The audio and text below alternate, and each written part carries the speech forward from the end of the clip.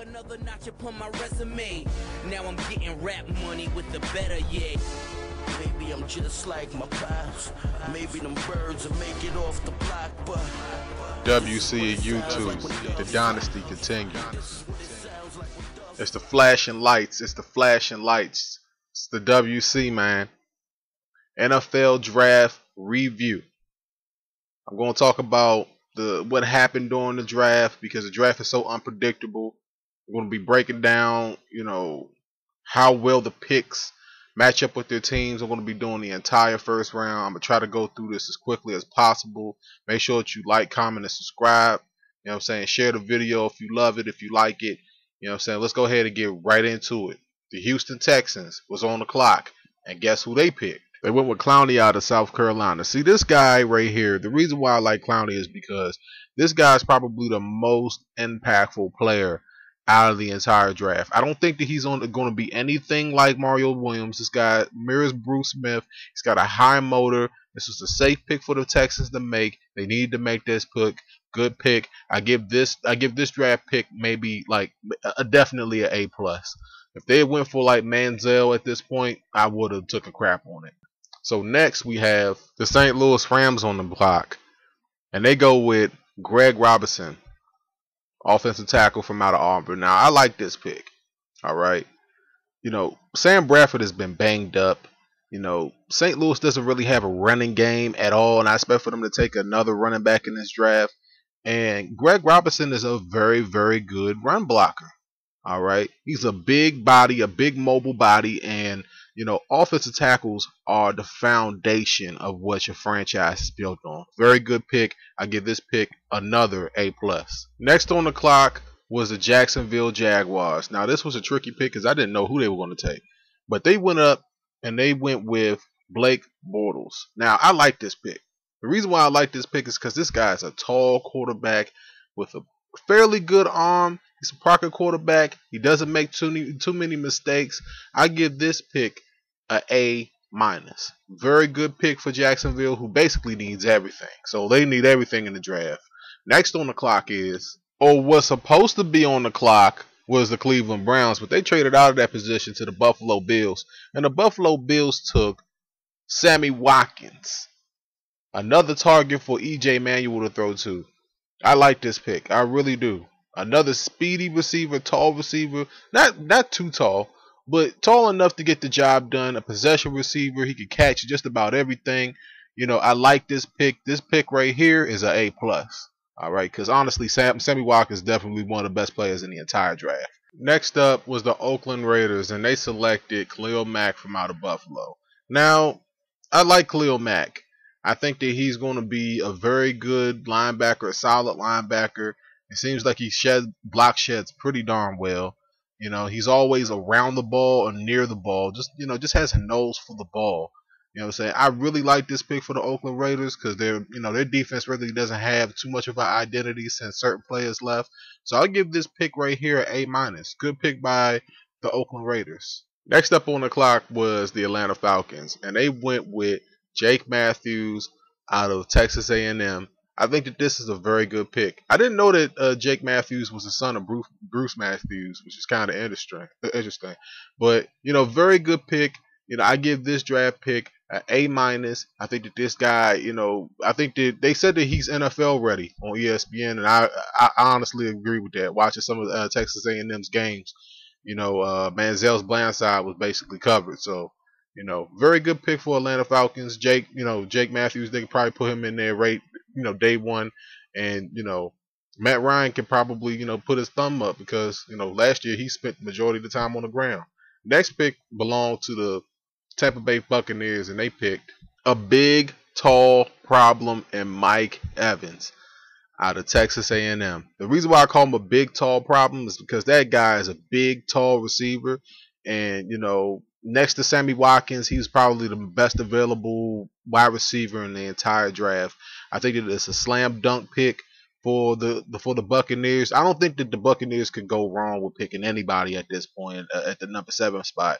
But they pick up a guy that they can put along Vincent Jackson. They said that on the broadcast, which is very dynamic. I mean, it's one of those things that you looked at, the Buccaneers offense over the last couple of years, and they haven't been able to score on anybody. They can pair him along with Vincent Jackson, and then they got Doug Martin in the backfield. Very good pick for the Tampa Bay Buccaneers. I give this one an A+. A+.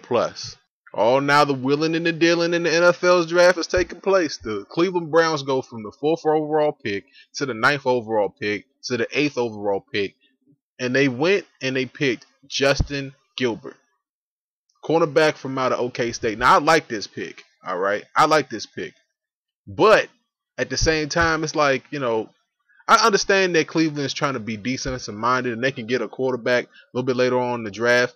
And I think that he matches up well, putting him on the other side of Hayden in Cleveland. I think that those corners right there can be a major problem for a lot of the opposing team quarterbacks. And I give this guy's draft grade right around an A-, somewhere close to a B+ because of the fact that he was he was drafted in a spot in which I thought that it was a little bit too early. He probably should have went mid-first round, but it is what it is. Good pick, solid pick, but just a little bit too early for my liking. If you want me to be real on this. Next up on the clock is the Minnesota Vikings, and guess who they took? They took Anthony Barr, linebacker from out of UCLA. Now, I like this pick. The reason why I like this pick is because, Minnesota doesn't have Jared Allen anymore. So where are they going to get that pass rush from? So I don't know if they're going to put this guy down at DN or if they're going to keep him as a linebacker. But either way, this guy has raw talent. I think that he needs to be developed a little bit more, especially if they're going to take him to DN. But I like this pick. I give this pick a B+. I think that he's going to be a very good player in the NFL. He just needs to develop a little bit more, just my opinion. Next on the clock was the Detroit Lions, and they went with Eric Ebron, tight end from out of North Carolina. Now, they played in the ACC. My Terps don't play in the ACC anymore, but they played against them. And Eric Ebron can, he could basically do it all, the complete package at tight end. And I think that just putting him in there, just another target for Matthew Stafford. I give his draft grade a B+. I think that there's a few things that he can work on, but it's a very, very good pick. And I think that going forward, he's just going to be another target for Matthew Stafford and that offense in Detroit. Good pick. Well, folks, that's your top 10 right there. Top 10 players taken in the 2014 NFL draft. Now, a couple of the notable names haven't been actually drafted at this point in the draft, but I'm going to get to them, and I'm going to talk about how they affect their teams and all this other stuff a little bit later on in this video. Matter of fact, just up next, I'm going to be talking about a player that a lot of people have been talking about. But first, before I get to that, I want to talk about the Cleveland Browns, okay? The Cleveland Browns have been wheeling and dealing this entire draft. And, at first I thought it was like, they go with the corner.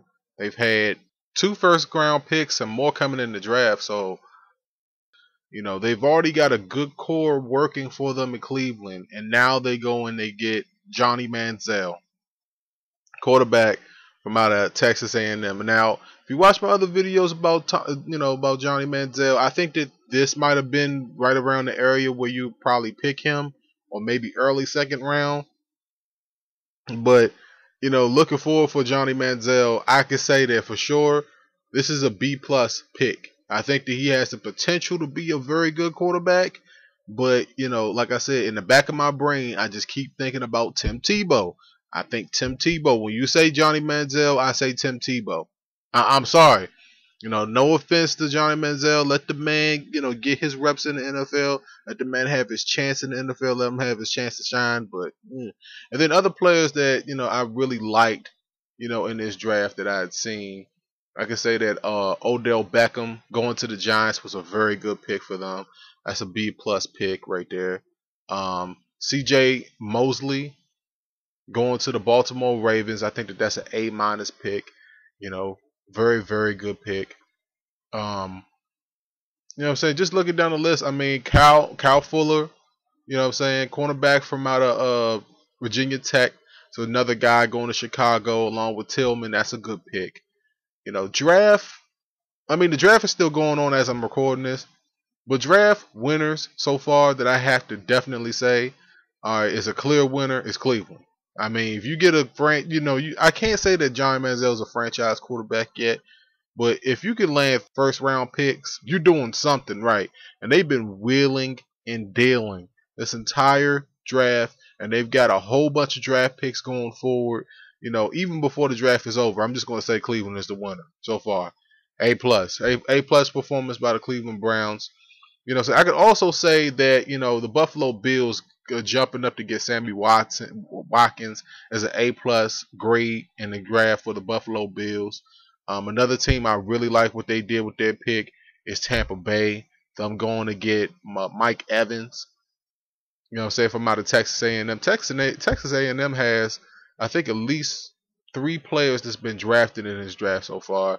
And of course, you know, I don't think that you can really go wrong with taking Clowney first overall. So I kind of have to list Houston as a winner in this draft so far, as I see it. But you know, overall, man, I mean, you know, most of these teams are filling up needs, and you know, I thought that Cleveland was on the brink of being in the playoffs, basically with their squad that they had last year.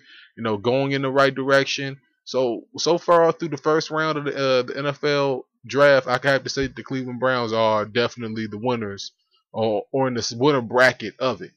You know, for sure. But let me know what you guys think about the NFL Draft 2014.